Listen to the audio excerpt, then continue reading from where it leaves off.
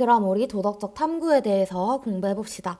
일단 탐구가 뭔지에 대해서는 여러분들 이미 너무 잘 알고 있죠. 작년에 과학 탐구 실험 과목도 배워봤고, 지금 사회문화 수업하고 있는 친구들은 뭐 고령화 사회에 대한 횡적 연구, 막 양적 연구, 질적 연구 이런 것들 배우고 있죠.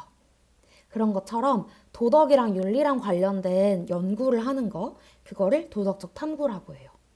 그래서 문제를 해결하기 위한 뭐 안락사 문제 아니면 지금 사형 문제 뭐 지금 환경 문제, 동물 실험 문제 이런 수많은 문제들을 어떻게 해결하면 좋을지 윤리적 딜레마에 접근하기도 하고 그냥 윤리적 문제에 접근하기도 하고 그러면서 우리가 도덕적인 사고를 발휘해서 좀 이거를 어떻게 해석하면 좋을까? 어떻게 실천하면 좋을까? 그런 방향으로 연구하는 걸 도덕적 탐구라고 해요. 그래서 도덕적인 탐구는 다른 과학 실험이나 뭐 그냥 일반적인 사회 문제 탐구랑은 다르게 당위적인 특징을 가져요. 즉, 당위적 차원에서 접근해요. 이 말이 무슨 뜻이냐면 다른 탐구는 사실관계를 확인하는 거에 훨씬 더 많이 집중하고 있잖아요. 예를 들어서 뭐 과학 탐구 실험 때뭐 그런 건 안 하겠지만 콜라에 멘토스를 넣으면 왜 폭발을 할까? 이런 걸 얘기를 할 때 이거 가지고 있는 뭐 원소, 막 어쩌고 화학 이런 걸 비교해서 사실관계를 파악하고 거기에 원인을 찾고 막 이렇게 해서 우리 탐구 보고서를 쓰고 이렇게 하잖아요. 그런 게 아니라 당위적인 거. 뭐뭐를 해야 하는지. 실천적인 측면에서 접근을 하게 됩니다. 그리고 무엇이 좋은지, 무엇이 좋지 않은지, 무엇이 바람직한지 이런 관점에서 접근을 하게 돼요. 그리고 또 어떤 특징이 있냐면요. 아까 얘기한 것처럼 사실관계뿐만 아니라 다른 측면, 이성적인 이렇게 원인을 분석하고 결과를 분석하고 비교하고 이런 것뿐만 아니라 우리 정서적인 측면도 고려하게 돼요. 그렇지 않을까요?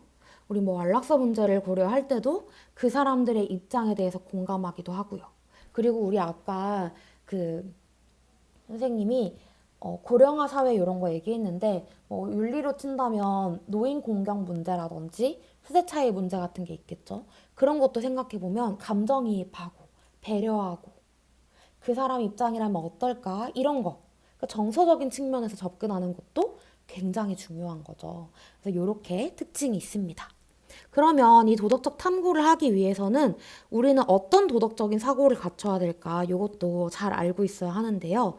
선생님이랑 이거 간단히 살펴보면 일단 논리적인 사고가 필요하대요. 논리적인 사고라는 건 뭐냐면 지금 이 친구가 앞뒤가 맞는 말을 하는가? 얘가 전제로부터 결론이 타당한가? 여기 지금 밑에 예시가 그거죠. 야, 너 걔 싫어하냐? 아니? 헉, 그럼 너 좋아하네. 이렇게 말하는 거. 이거 논리 안 맞죠? 그죠? 이런 거 우리가 가져야 된대. 그러면 두 번째는 합리적인 사고. 합리적인 사고라는 건 말 그대로 이치에 맞는 거. 아까 논리적 사고라는 건 앞뒤에 맞는가를 따졌다면 합리적인 사고는 말이 맞는가. 이게 내용이 이거 똑바로 된 건가. 정당한 참된 근거와 원칙을 따르고 있는가. 예를 들어서 여기 지금 밑에 나오는 건 교과서 예시인데요. 행복은 행운에 의해 결정돼. 야, 사람들 사는 거 다 그거 운빨이야. 이렇게 말하는 거는 그치. 이거는 합리적인 얘기가 아니지. 그리고 우리가 합리적이지 않다고 말하는 가장 대표적인 게 미신, 사이비 같은 것들 있죠. 그죠? 그러면 요 두 가지 논리적인 사고, 합리적인 사고를 통틀어서 이야기하는 걸 뭐라고 하냐면요. 이런 식으로 우리가 주어진 뭐 문제, 주어진 현상, 아니면 우리가 지금 보고자 하는 그런 것들, 관련되어 있는 모든 것들을 비판적으로 따지는 거.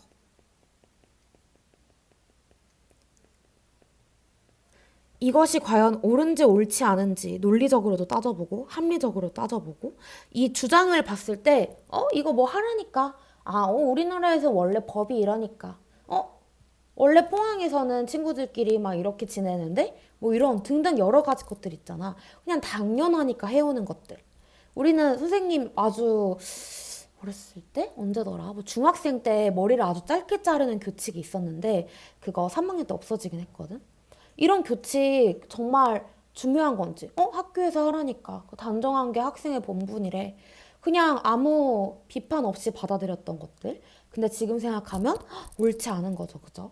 그리고 우리 역사적으로 일제강점기 시대 지금 배우고 있죠? 대호쌤이랑. 그때 친일파들이 했었던 행적들. 그런 것들 살펴봐도 충분히 비판적 사고가 왜 중요한지 알 수 있죠. 사실 판단의 진위. 사회에서 통용되는 규칙이나 관습. 인정하는 권위자의 명령. 개인적인 도덕, 감정, 양심 이런 모든 것들 비판적으로 검토해봐야 된다. 내 양심에 따라 검토해보기도 하고 사실이 맞는지를 검토해보기도 하고 이런 식으로. 그리고 뿐만 아니라 아까 선생님이 이야기했었던 정서적인 측면. 배려적 사고도 중요하다. 그 친일파들이 고통받고 있는 우리나라 시민들, 그 당시 주권을 찾기 위해 애쓰는 사람들의 마음을 헤아렸다면, 그리고 미래의 우리 국민들이 어떤 아픔에 처할 것인지 생각을 해봤다면, 입장을 바꿔봤다면 그렇게 행동하지 않았겠죠. 그죠? 다른 사람의 욕구나 감정이 무엇인지에 관심을 갖고 그의 입장을 생각해보며 욕구나 감정을 존중해주는 거. 이거랑 같은 뜻으로 쓸 수 있는 게 바로 뭐 공감 능력 같은 거라고 할 수 있죠. 우리 공감도 능력이에요. 공감도 지능이고. 이거에 대한 얘기는 나중에 도덕과학적 접근할 때 조금 더 자세히 봅시다. 학교폭력 문제만 하더라도 뭐 이거 원래 친구들끼리 하던 장난인데 이렇게 하는 거 비판적 사고가 어긋난 거죠. 비판적으로 내가 하는 행동이 또는 저 친구들이 하는 행동이 맞는지 맞지 않은지 따지는 거. 그리고 학교폭력이랑 관련된 모든 당사자들 그 입장이 어떨지 보는 거. 이거를 우리가 배려적 사고. 이 두 가지가 필요하다. 어렵지 않죠? 그리고 이제 윤리 문제를 탐구하는 과정에 대해서도 알아야 되는데요.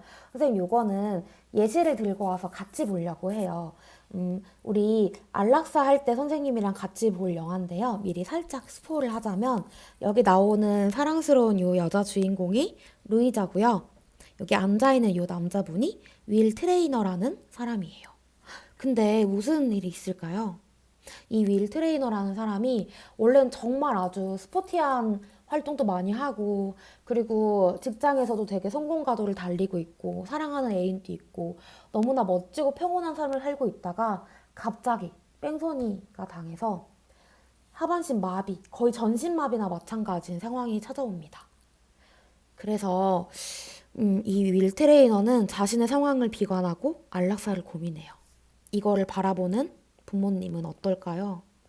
당연히 마음이 좋지 않겠죠. 그래서 윌 트레이너의 이 삶의 의지를 좀 북돋고 그리고 건강도 좀 도와줄 수 있을 만한 밝고 예쁜 간병인을 구해요.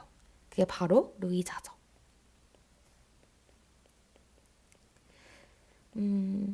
둘이 서로 우정이라고 해야 될까요? 뭐 사랑이라고 해야 될까요? 요건 우리 영화를 봐야 되겠지만 둘이 뭐 서로 인간적인 교감을 나누기도 하고 서로 신뢰관계도 쌓아가기도 해요.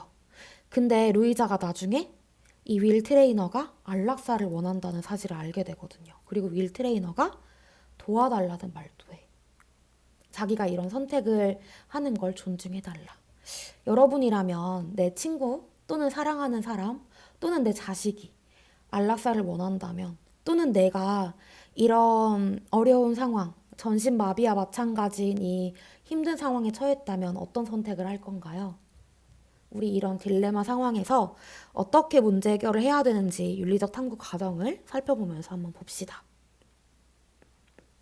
일단 윤리적 쟁점과 딜레마를 확인해야 돼요. 이 여기서 말하는 윤리적 쟁점은 뭐죠? 안락사죠. 안락사를 해야 되는가 말아야 되는가. 그 윌 트레이너라는 그 사람의 자율성, 개인 선택, 그거의 자율성 존중해줘야 되는 거 아니야? 아니, 지금 안락사를 한다는 건 이 생명을 해치는 행위야. 사람의 생명은 존엄한데 이거를 우리가 함부로 결정할 수 있을까? 보존하는 게 더 맞지 않을까? 뭐 이런 갈등이 있다라는 거 정도를 우리가 일단 파악을 해야겠죠. 그리고 자료를 수집합니다. 안락사랑 관련된 사례라든지 뭐 법안이라든지 그리고 안락사랑 관련된 뭐 사람들의 생각, 뭐 일반적인 여론 이런 것들도 조사하면 도움이 되겠죠. 그리고 안락사라는 게 과연 뭔지도 우리가 알아보면 좋아요. 나중에 안락사의 종류, 방법 이런 것도 배우거든요. 그런 것도 좀 더 자세히 알면 이 문제를 파악하기 쉽겠죠. 그러면 이 윤리적 쟁점이 뭔지도 알았고 이거랑 관련된 자료도 잘 수집했어, 분석했어. 그러면 이제 이 안락사 문제에 대해서 자기 입장을 채택해야겠죠. 나는 안락사를 반대해. 왜냐면 생명이라는 건 정말 말 그대로 존엄한 건데 우리가 그거를 마음대로 선택할 수 있는 권리를 중요시 여기다 보면 더 안 좋은 문제가 생기지 않을까? 이런 생각을 하게 되는 거죠. 그럼 역할 교환 검사를 합니다. 내가 선택한 게 과연 맞는지를 따져보는 거죠. 만약에 루이자 입장이라면 어떨까? 또는 내가 만약에 위례 입장이면 어떨까? 또는 뭐 안락사를 도와주는 그 병원장 입장이라면 어떨까? 등등등 이런 도덕 원리를 다른 사람의 입장에 적용하였을 경우에도 그 결과를 받아들일 수 있는지를 한번 살펴보는 거죠. 그리고 보편화 결과 검사는 그러면 뭐 전신마비 아니면 불치병에 걸린 모든 환자가 안락사를 해도 되는지 이걸 한번 따져보는 게 보편화 결과 검사예요. 문제가 되는 도덕 원리를 모든 사람이 채택할 때 일어날 수 있는 결과를 고려해서 그 원리가 타당한지를 평가하는 방법을 바로 보편화 결과 검사라고 합니다. 그러면 막 이런 결과 검사 같은 걸 열심히 해요. 그래서 최선의 대안을 도출하겠죠. 이때 제시된 해결책들의 장단점을 비교하는 상호 토론 과정을 거치기도 해요. 너는 반대해? 왜? 이런 근거로. 나는 찬성해. 이러이러한 근거로. 그래. 루이자 입장이라 이럴 것 같아. 그리고 보편화 결과 검사를 하면 이런 단점이 있고, 이런 문제점이 있고, 이런 좀 효과적인 좋은 측면도 있네. 이런 거를 거쳐요. 그래서 최선의 대안이 뭔지를 찾는 거죠. 그 다음에 이제 마지막으로 우리끼리 대안을 도출한 과정에 대해서 우리가 탐구 과정에서 달라진 생각은 뭔지, 왜 그렇게 바뀌었는지 이런 것들에 대해서 반성하고 정리하는 과정으로 마무리합니다. 네. 이렇게 윤리적 탐구 과정은 일어나요.